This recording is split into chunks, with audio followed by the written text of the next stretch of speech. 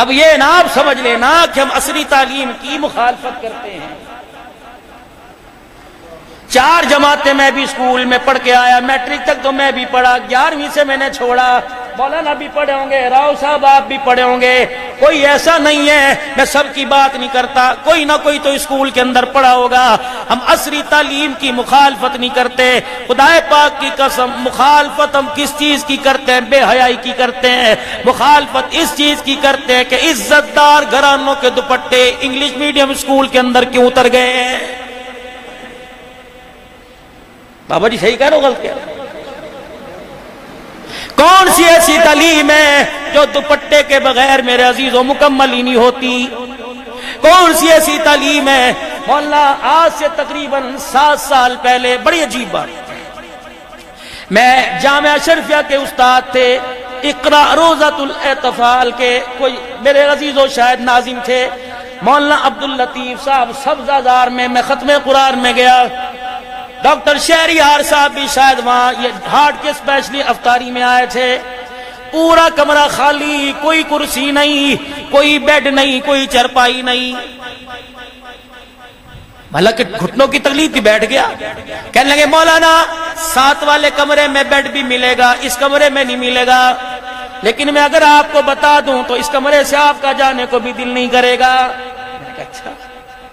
کہ مولانا میں نے اپنی بچی کو میٹرک کروایا, 11ویں میں داخلہ دلوایا, میں نے اپنی بچی کو حافظہ بنایا, برقعے کی بڑی پابند تھی, دوپٹہ کی بڑی پابند تھی. میں قسم اٹھا کے کہتا ہوں میں نے سگی بچی کے آج تک بالوں کو نہیں دیکھا. پہلے دن میں بچی کو کالج میں ایڈمیشن کرانے کے لیے لے کے گیا. میں نے کہا میری بچی کا مستقبل ان کے ہاتھوں میں ہے. میری بچی آئی, کہنے لگی ابا اگر تو مجھے ڈاکٹر بنائے گا, انجینئر بنائے گا تو ابا جان میرا برقع اتارنا پڑے گا.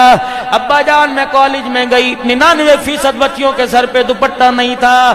ابا بتا تیرے ارمان پورے کروں. ابا جان یا میں نبی کے بندی دی ہوئی عزت کو سنبھالوں.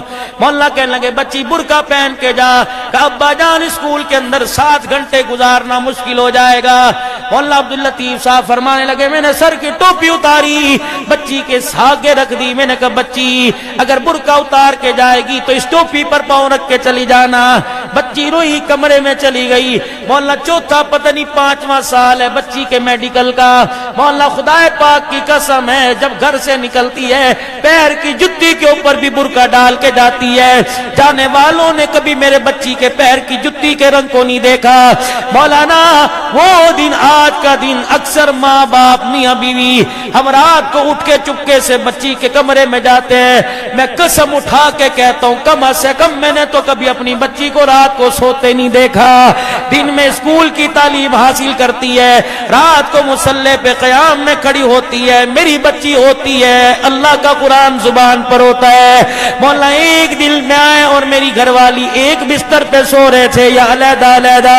مولانا میری آنکھ لگی, خواب میں سرکار مدینہ روح قلب و سینہ صلی اللہ علیہ وسلم اسی کمرے میں تشریف لائے, سامنے آ کے بیٹھ گئے اور اللہ کے نبی نے مجھے فرمایا عبداللطیف میں تیرے گھر میں رہنے آیا ہوں کیونکہ اس گھر کا پردہ روزے والے مصطفیٰ کو بھی اچھا لگتا ہے, عرش والے خدا کو بھی اچھا لگتا ہے.